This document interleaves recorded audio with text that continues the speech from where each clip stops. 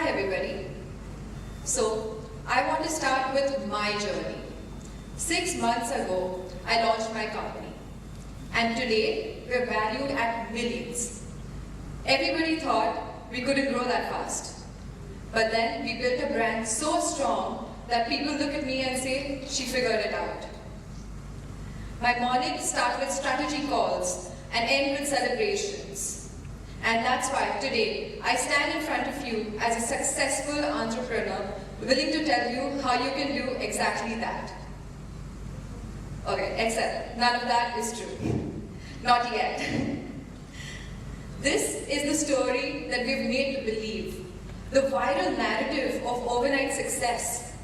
The illusion that if you haven't made it in months, you're behind.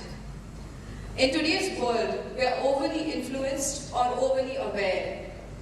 This causes us to measure ourselves in different ways than we would, chase success in the wrong ways, and also, in the worst capabilities, give up too soon. Let's think of some big names. Sundar Pichai, Tim Cook, Satya Nadella. What's common in all of them? They are all successful entrepreneurs. We are constantly bombarded with highlight reels of overnight success. But in reality, most businesses don't explode overnight. They compound over time. Most entrepreneurs didn't start just like that. They were entrepreneurs first, learning inside companies before starting their own. Now, let's take an example of a study taken by Wall Street Journal. They conducted a research on about millions of American companies who started between 2007 and 2014, finding that the average age of most of the founders was 42. Now, why is that? It tells us that accumulated experience and industrial knowledge leads to entrepreneurial success. So, I do not want to lecture you on the fact that you need to do a job and only then can you start something of your own. The entire point is about learning.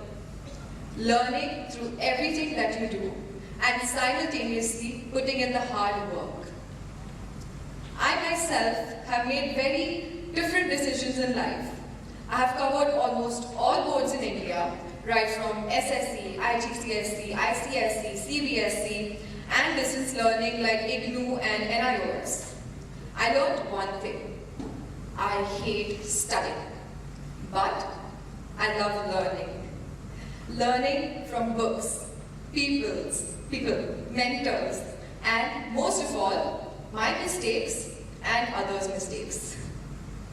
So, what I did was, I decided to understand myself, my strengths, weaknesses, interests, and who I envisioned to be.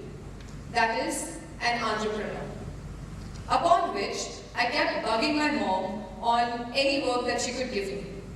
I took up any work that came my way, right from script writing, voiceovers, modeling, starting a sustainable e-commerce platform, and much more. I did all of this while completing my education, thinking that once I'm done, I'm going to start being an entrepreneur. And that's when my family told me, no Isha, you need to be yelled at and you need to learn discipline.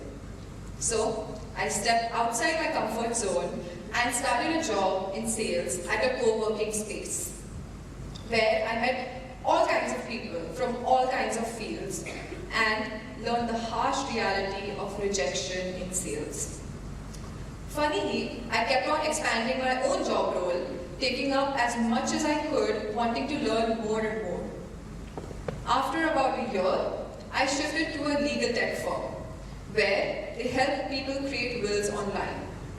Now, children, wills are basically documents that you make where you define how your assets are distributed upon your death. I know. Even then, I kept on increasing my role.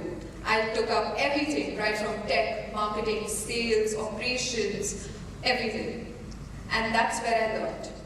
Where there's a will, there's a way. Going by Steve Jobs saying, stay hungry and stay foolish. So, I stayed hungry by wanting to learn as much as I could, while looking slightly foolish to people by taking unconventional decisions. Now that was me becoming an intrapreneur. Today's trending terminology is work hard, not smart. I work smartly. Work smart, not hard.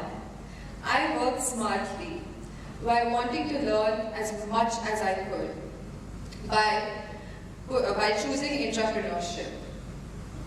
Now, what I did differently was, I took no risk.